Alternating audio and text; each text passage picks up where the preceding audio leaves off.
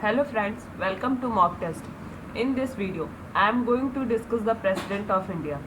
आज के इस वीडियो में हम जानेंगे कि हमारे देश में राष्ट्रपति को संविधान के किस भाग में रखा गया है, राष्ट्रपति के कार्य क्या होते हैं, राष्ट्रपति के पास पावर्स कैसी होती हैं, राष्ट्रपति बनने के लिए क्या क्या प्रावधान होने चाहिए। इस प्रकार की आदि सभी बातों को आज हम जानेंगे। जैसा कि आपके सामने जो ये राष्ट्रपति भवन है, यह आसपास की इमारतों की तुलना में ऊंचा है क्योंकि इसे रायसीन नामक पहाड़ी पर बनाया गया है।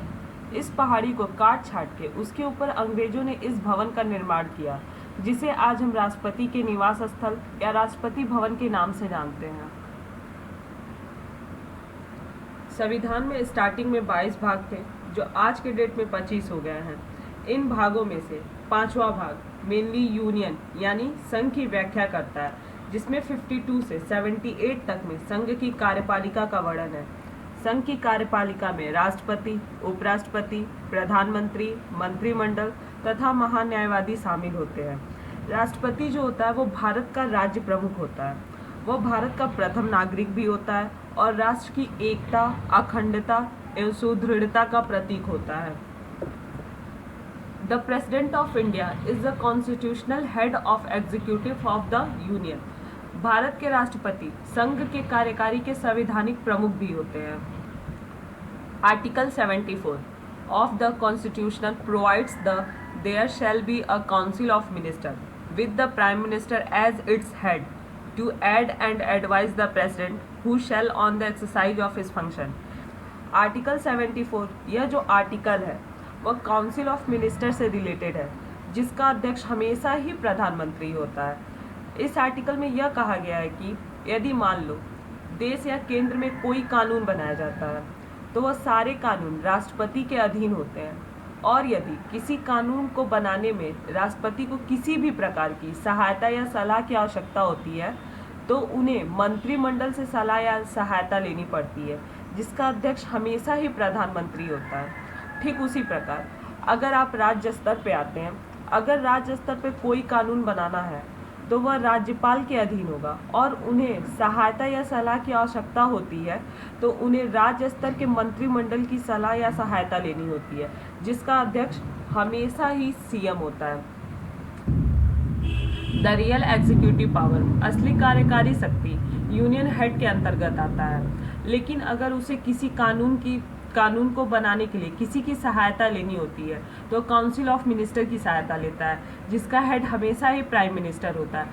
ठीक उसी प्रकार अगर हम राज्य स्तर पर आते हैं तो वहाँ पे राज्यपाल होता है, जो स्टेट यूनियन हेड यानी कि राज्य संघ प्रमुख होता है। और अगर उसे किसी कानून को बनाना है और उसमें किसी की हेल्प या सहायता लेनी होती है तो वो राज्य के काउंसिल ऑफ मिनिस्टर के पास जाएगा, जिसका हेड हमेशा ही सीएम यानी कि चीफ मिनिस्टर होता है। राष्ट्रपति वर्तमान समय में भारत के राष्ट्रपति रामनाथ कोविंद जी हैं। भारत में एक राष्ट्रपति का पद होगा। यह आर्टिकल 52 में बताया गया है कि भारत में एक राष्ट्रपति होगा। राष्ट्रपति के पद को ब्रिटेन से लिया गया है। राष्ट्रपति को शपथ सीजीआई के द्वारा दिलाई जाती है। वर्तमान में सीजीआई यानी कि chief justice of India N V Ramana है, जो 48वें नंबर के हैं। यह 24 अप्रैल 2021 से अपने पद पर कार्यरत हुए थे। इससे पहले बोबड़े थे। किसी कारणवश अगर चीफ जस्टिस ऑफ इंडिया नहीं होते हैं तो राष्ट्रपति को शपथ सुप्रीम कोर्ट का वरिष्ठ न्यायाधीश के द्वारा दिलाई जाती है, यानी कि सीनियर जज ऑफ सुप्रीम कोर्ट के द्वारा राष्ट्रपति को शपथ दिलाई जाती है। त्यागपत्र अगर राष्ट्रपति को अपना त्यागपत्र देना है तो वो उपराष्ट्रपति को देगा, और अगर उपराष्ट्रपति को अपना त्यागपत्र देना है तो वो राष्ट्रपति को देगा। कार्यकाल राष्ट्रपति का कार्यकाल 5 वर्ष के लिए होता है, लेकिन अगर 5 वर्ष से पहले ही राष्ट्रपति का पद खाली हो जाता है किसी कारणवश, जैसे कोई त्यागपत्र दे दे या फिर किसी को उसके पद से हटा दिया जाए या फिर कार्यकाल के दौरान ही किसी की मृत्यु हो जाती है, तो राष्ट्रपति का पद खाली हो जाता है। राष्ट्रपति का पद ही एक ऐसा पद होता है जो कभी खाली नहीं होता है। इसीलिए यदि राष्ट्रपति का पद खाली होता है तो मैक्सिमम 6 मंथ के लिए, यानी कि मैक्सिमम 6 मंथ के लिए एक्टिंग प्रेसिडेंट यानी कि कार्यवाहक के रूप में राष्ट्रपति के पद पर वाइस प्रेसिडेंट उपराष्ट्रपति को एज ए एक्टिंग प्रेसिडेंट के रूप में कार्य करना होता है। और अगर वाइस प्रेसिडेंट नहीं होते किसी कारणवश तो राष्ट्रपति के पद पर चीफ जस्टिस ऑफ इंडिया उस पद पर कार्यरत होते हैं। प्रेसिडेंट ऑफ इंडिया भारत के राष्ट्रपति, जो भारत का राष्ट्रपति होता है वो भारत का प्रथम नागरिक यानी कि फर्स्ट सिटीजन ऑफ इंडिया होता है। राष्ट्रपति के पद के लिए 35 वर्ष की आयु को पूर्ण करना अनिवार्य है। ऐसे ही प्रेसिडेंट, वाइस प्रेसिडेंट या फिर गवर्नर बनने के लिए भी 35 वर्ष की आयु को पूर्ण करना अनिवार्य है। मैक्सिमम एज नो लिमिट, यानी कि मैक्सिमम एज का कोई लिमिट नहीं होता। 35 वर्ष के बाद आप कभी भी प्रेसिडेंट, शायद 60 वर्ष के हो, 65 वर्ष के हो, आप कभी भी प्रेसिडेंट बन सकते हैं। भारत में राष्ट्रपति का पद को पुनः निर्वाचित किया जा सकता है, जिस प्रकार हमारे देश के प्रथम राष्ट्रपति डॉक्टर राजेंद्र प्रसाद पहले 1950 से 1952 तक थे, फिर 1952 से लेकर 1957 तक थे और 1957 से लेकर 1962 तक थे। डॉक्टर राजेंद्र प्रसाद एकमात्र ऐसे राष्ट्रपति थे जिनका कार्यकाल सबसे लंबे समय तक चला था। राष्ट्रपति राष्ट्र के संवैधानिक प्रमुख होता है।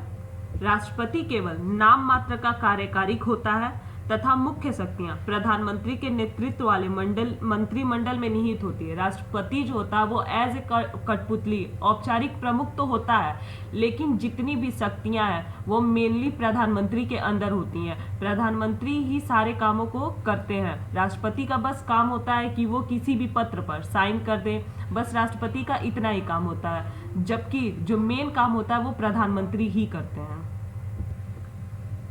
जो संसदीय प्रणाली है वो ब्रिटेन से अडॉप्ट किया गया है। भारत की संसदीय प्रणाली को ब्रिटेन से लिया गया है। क्वालिफिकेशन, यानी कि राष्ट्रपति पद के चुनाव के लिए एक व्यक्ति के पास कौन कौन सी योग्यता होना चाहिए। वह भारत का नागरिक हो और वह किसी लाभ के पद पे ना हो, यानी कि वह संघ सरकार में अथवा किसी राज्य सरकार में अथवा किसी स्थानीय प्राधिकरण में अथवा किसी सार्वजनिक प्राधिकरण में लाभ के पद पर ना हो। एक वर्तमान राष्ट्रपति अथवा उपराष्ट्रपति किसी राज्य का राज्यपाल और संघ अथवा राज्य की मंत्री किसी लाभ के पद पर नहीं माना जाता है। इस प्रकार वह राष्ट्रपति के लिए योग्य होता है। राष्ट्रपति के पद के लिए कम से कम 35 वर्ष की आयु को पूर्ण करना अनिवार्य होता है और राष्ट्रपति बनने के लिए लोकसभा का सदस्य निर्वाचित होने की योग्यता भी रखना आवश्यक है। सैलरी, यानी कि वेतन। भारत के राष्ट्रपति का वर्तमान वेतन 5 लाख है, जिसे भारत की संचित निधि से दिया जाता है। भारत की संचित निधि का उल्लेख अनुच्छेद 266 में है। साल 2008 तक राष्ट्रपति का जो वेतन था वो 50,000 था। 2008 के बाद इसमें बढ़ोतरी करके 1,50,000 हुआ और 2017 के बाद इसमें और बढ़ोतरी किया गया, तब से आज तक इनका वेतन 5 लाख है। इसी प्रकार वाइस प्रेसिडेंट, जो चेयरमैन ऑफ राज्यसभा होते हैं, उनका वेतन 4 लाख है। डिप्टी चेयरमैन ऑफ राज्यसभा का वेतन 2.5 लाख से 3 लाख के बीच में है। Speaker and deputy speaker of Lok Sabha, यानी कि स्पीकर का जो वेतन है वो 4 लाख और डिप्टी स्पीकर का जो वेतन है वो 2.5 से 3 लाख के बीच में है। कैग, यानी कि कंप्ट्रोलर एंड ऑडिटर जनरल, इसका मतलब होता है नियंत्रक और महालेख परीक्षक का वेतन 2.5 लाख रुपया है। ऑल जज ऑफ सुप्रीम कोर्ट, यानी कि CJI, जो चीफ जस्टिस ऑफ इंडिया है, उनका वेतन 2.8 लाख है और अदर जज का वेतन 2.5 लाख है। Chairman of member of UPSC, यानी कि UPSC के जो चेयरमैन है उनका वेतन 2,50,000 है, जबकि UPSC के मेंबर का जो वेतन है वो 2,25,000 है। इंपॉर्टेंट आर्टिकल्स ऑन प्रेसिडेंट, राष्ट्रपति से संबंधित अनुच्छेद पे चलिए एक नजर डालते हैं। जो संविधान के भाग 5 के अनुच्छेद 52 से 78 तक में संघ के कार्यपालिका का वर्णन है। Article 52, there will be a president of India, Bharat का एक राष्ट्रपति होगा, इसकी व्याख्या आर्टिकल 52 में की गई है। Article 53, all executive powers of union government shall be visited in president, संघ सरकार की समस्त कार्यपालिका शक्ति राष्ट्रपति में निहित होगी, इसकी व्याख्या आर्टिकल 53 में की गई है। आर्टिकल 54, इलेक्शन ऑफ प्रेसिडेंट, यानी कि राष्ट्रपति का चुनाव होना चाहिए, इसकी व्याख्या आर्टिकल 54 में की गई है। Article 55, manner of election of president, राष्ट्रपति के चुनाव के तरीके की व्याख्या आर्टिकल 55 में की गई है।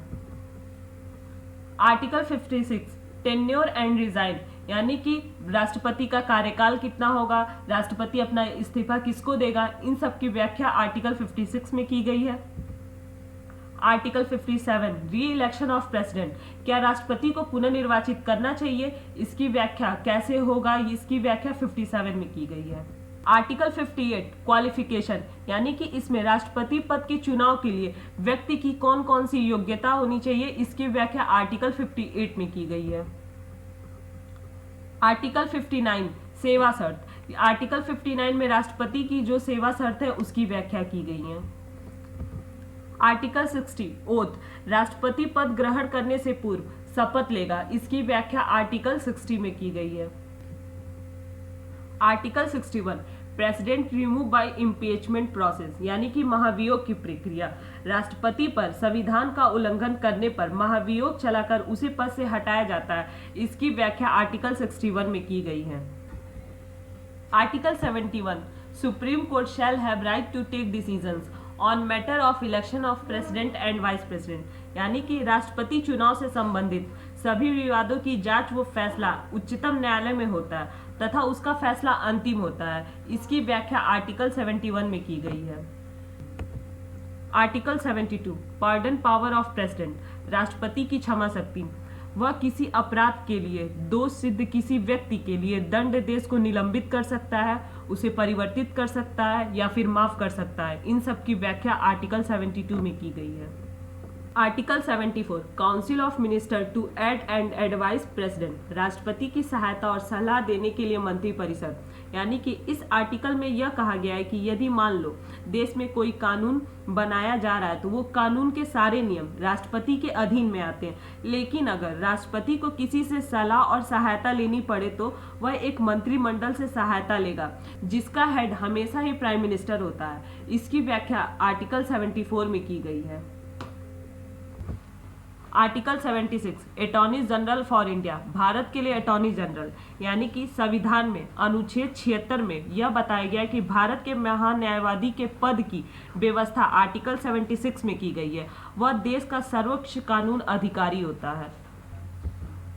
Article 123 ordinance power of president, राष्ट्रपति की अध्यादेश शक्ति, यानी कि संविधान के अनुच्छेद 123 के तहत यह बताया गया है कि राष्ट्रपति को अध्यादेश जारी करने की शक्ति होती है। अध्यादेश तब जारी करते हैं जब संसद के दोनों अथवा दोनों में से किसी एक भी सदन का सत्र न चल रहा हो, तो उस समय राष्ट्रपति के पास शक्ति होती है कि वो अध्यादेश जारी कर सके, लेकिन जब दोनों सदन चलता है तो उस समय अध्यादेश जारी करने की मान्यता प्राप्त नहीं होती है। अब हम जानेंगे कि राष्ट्रपति को उनके पद से किस प्रकार से हटाया जाता है। राष्ट्रपति को उनके पद से हटाने की प्रक्रिया आर्टिकल 61 में दी गई है, जिसका सोर्स यूएसए से लिया गया है। राष्ट्रपति को हटाने का मेन आधार होता है कि राष्ट्रपति द्वारा संविधान का उल्लंघन करने पर महाभियोग चलाकर उसे पद से हटाया जा सकता। हालांकि संविधान का उल्लंघन वाक्य को परिभाषित नहीं किया गया है। महाभियोग का आरोप संसद के किसी भी सदन में प्रारंभ किया जा सकता है। इन आरोपों पर संसद के 1/4 सदस्य के हस्ताक्षर होने अनिवार्य है। महाभियोग का प्रस्ताव 2/3 बहुमत से पारित होना चाहिए। उसके पश्चात ही दूसरे सदन में भेजा जाता है, जहां पे एक जांच सदन बैठती है जिसका हेड सीजेआई यानी कि चीफ जस्टिस ऑफ इंडिया होता है, और वहां पर भी इसे 2/3 बहुमत से पास किया जाता है। इस प्रक्रिया द्वारा राष्ट्रपति को उनके पद से महाभियोग द्वारा हटाया जाता है।